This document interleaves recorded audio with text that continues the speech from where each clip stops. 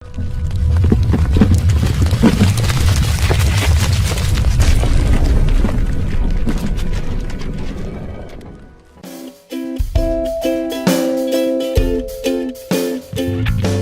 sebuah penangkapan di pelosok Indonesia baru-baru ini. Dan ini bukan sekedar berita lokal biasa. Peristiwa ini seolah membuka kotak Pandora, memicu perdebatan sengit tentang gimana sih seharusnya keadilan dan perlindungan lingkungan itu berjalan. Ini adalah cerminan dari masalah yang jauh-jauh lebih besar. Ancaman nyata bagi kelestarian lingkungan. Kalimat yang berat ya. Pernyataan tegas ini datang dari seorang advokat bernama Ratna Kahali. Dan ini langsung menunjukkan kalau pertaruhan dalam kasus yang akan kita bedah kali ini itu tinggi sekali. Oke, supaya kita paham kenapa kritiknya bisa setajam itu, kita harus mundur dulu ke titik awalnya. Sebuah insiden di Morowali yang benar-benar memicu kemarahan publik. Coba deh, bayangkan situasinya. Ada para aktivis dan jurnalis lokal yang lagi berusaha mendokumentasikan perusakan hutan. Mereka menyuarakan hak masyarakat adat, tapi justru mereka yang ditangkap.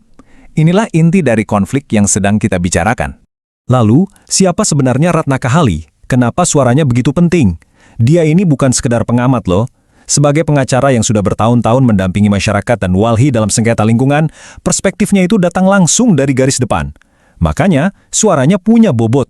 Nah, dari insiden inilah muncul sebuah kritik yang luar biasa pedas, yang menuduh adanya sebuah sistem yang logikanya, ya itu tadi, seolah-olah terjungkir balik. Dan ini dia, inti dari logika terjungkir balik itu. Langsung dari kata-kata Ratna Kahali sendiri. Dia menggambarkan sebuah ironi yang menyakitkan. Mereka yang seharusnya jadi pahlawan lingkungan, malah diperlakukan seperti penjahat. Sementara pihak yang harusnya bertanggung jawab, seolah tak tersentuh. Coba lihat deh kontrasnya di sini. Di satu sisi ada aktivis, jurnalis, dan pembela masyarakat yang berusaha melindungi lingkungan. Di sisi lain, ada pihak yang dituduh sebagai perusak hutan. Logika terjungkir balik ini kan memunculkan pertanyaan besar. Kok bisa respons hukum terhadap keduanya beda banget? Jadi ini bukan lagi sekedar satu insiden di Morowali.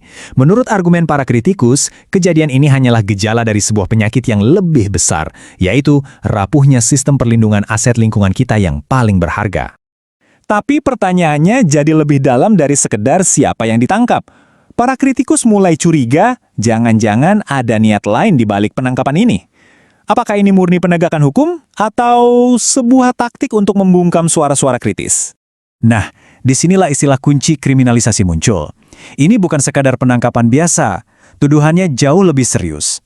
Bahwa tindakan yang seharusnya dilindungi sebagai kebebasan berekspresi, seperti protes dan melakukan pengawasan publik, itu sengaja dipelintir dan dibingkai seolah-olah itu tindak kejahatan. Dan ternyata, kekhawatiran ini nggak cuma datang dari dalam negeri. Suara-suara dari panggung internasional juga mulai menggema, yang pastinya memberikan bobot lebih besar pada tuduhan ini. Salah satu suara penguat itu datang dari Amnesty International Indonesia. Pernyataan Usman Hamid ini menangkap kontradiksi yang sama dengan sangat tajam. Negara yang kelihatan kuat dan represif saat berhadapan dengan warganya sendiri, tapi kok terkesan lemah saat berhadapan dengan kepentingan korporasi. Oke, sekarang mari kita coba tarik ke gambaran yang lebih besar. Insiden di Morowali ini ternyata bukan peristiwa yang berdiri sendiri. Ia terhubung dengan pola yang mengkhawatirkan di tingkat nasional, dan ini menjadikannya semacam sinyal peringatan yang nggak bisa kita abaikan. Ini membawa kita pada sebuah pertanyaan yang agak menghantui ya. Dengan begitu banyak bencana lingkungan di masa lalu sebagai pelajaran yang sangat pahit, kenapa rasanya pola yang sama terus berulang? Ratna Kahali menunjuk pada contoh-contoh yang kita semua nggak bisa lupa. Bencana dahsyat di Aceh, krisis lingkungan di Sumatera Utara, sampai malapetaka di Sumatera Barat. Ini bukan lagi teori, ini adalah pengingat tragis tentang harga yang harus dibayar ketika peringatan-peringatan diabaikan. Jadi, koneksinya jadi gamblang banget kan? Apa yang terjadi di Morowali ini dilihat bukan sebagai domino pertama yang jatuh, melainkan sebagai kelanjutan dari barisan domino yang sudah pernah roboh sebelumnya, dengan konsekuensi yang sangat menyakitkan. Pernyataan Amnesty ini menempatkan insiden Morowali dalam konteks hukum yang lebih besar dan lebih baru. Ada kekhawatiran bahwa ini adalah realisasi dari ketakutan yang sudah lama disuarakan, bahwa perangkat hukum yang baru justru dipakai kesewenang-wenangan. Dan ketegangan ini nggak cuma terjadi di level wacana. Di lapangan, frustrasi masyarakat benar-benar memuncak, sampai dilaporkan berujung pada pembakaran kantor perusahaan sebagai bentuk luapan emosi.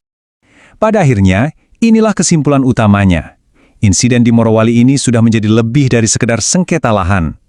Ia telah menjadi sebuah tolok ukur, sebuah ujian yang sangat penting bagi masa depan perlindungan lingkungan dan hak-hak sipil di Indonesia.